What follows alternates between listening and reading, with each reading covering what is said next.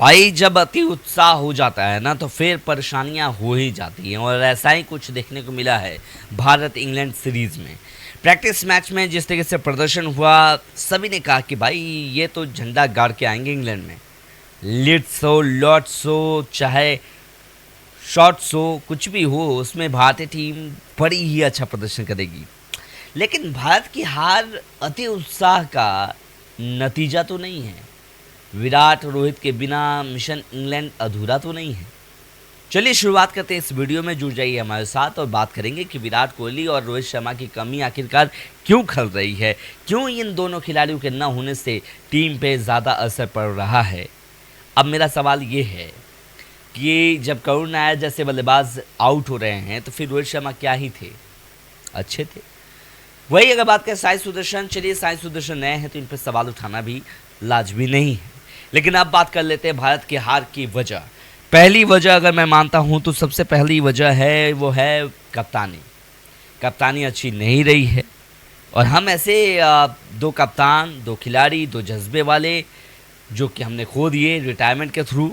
रोहित शर्मा, विराट कोहली एक साथ रिटायरमेंट ले लेते हैं।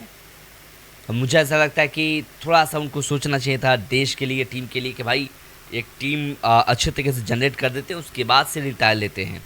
लेकिन ये नहीं हो सका और इसके पीछे भी रीज़न जो है कोई और नहीं जबकि हम ही सब लोग हैं, जहाँ पे कि इतनी ज़्यादा बुराइयाँ करने लगे, इतनी ज़्यादा खामियाँ निकालने लगे कि भैया ये नहीं, वो नहीं, दिस दैट, और जिसकी वजह से दोनों खिलाड़ी को रिटायरमेंट लेना पड़ा।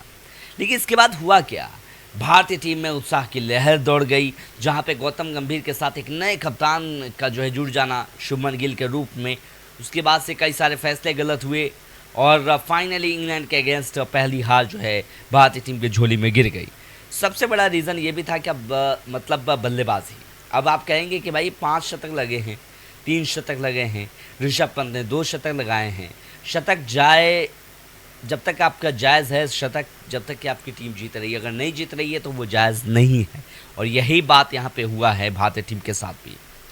अब ज़रा सोचिए कि ऋषभ पंत शतक लगाते हैं, यशस्वी जायसवाल लगाते हैं, केएल राहुल लगाते हैं, लेकिन बात आपको बता दें कि अगर जो टीम 400 रन बना दी 3 विकेट के नुकसान पे, 2 विकेट के नुकसान पे, क्या आपको लगता है कि 400 रन बन गए हैं तो ये रन 600-700 रन नहीं बनने चाहिए, 600 रन नहीं बनने चाहिए? सच्चाई बात यह है कि 400 रन बनने के बाद अगला सारे विकेट गिर जाते हैं, ऑल आउट हो जाते हैं 477 पे।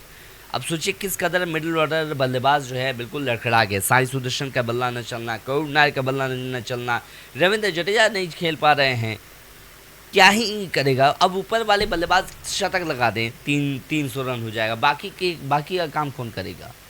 तो ये थोड़ी सी परेशानी हुई। उसके बाद से चलिए ठीक है 477 रन, लेकिन कप्तानी में देखा जा रहा है तो जो मन कर रहा है, जिसको मन कर रहा है वही कप्तान बन जा रहा है। मैं कप्तान हूँ, मैं कप्तान हूँ, मैं कप्तान हूँ। देखिए टीम एक ही लीड कर सकता है।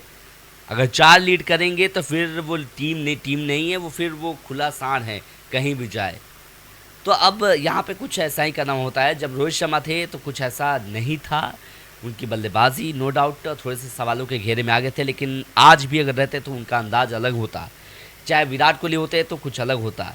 एज इस तरीके से हालात नहीं होते कि कोई कुछ कह रहा है, कोई कुछ कह रहा है, ऋषभ पंत अपनी बात कह रहे हैं, केएल राहुल अपनी बात कर रहे हैं, टीवी पर लग रहा है कि सारे जो है संयोजक कर रहे थे कि ये तभी अच्छा लगता है जब टीम जीतती तो सब ये कहते हैं कि भाई कप्तान की बातें सब कोई मान रहा है, सारे सलाह दे रहे हैं, सब कुछ जो अच्छा है वो बता रहे हैं।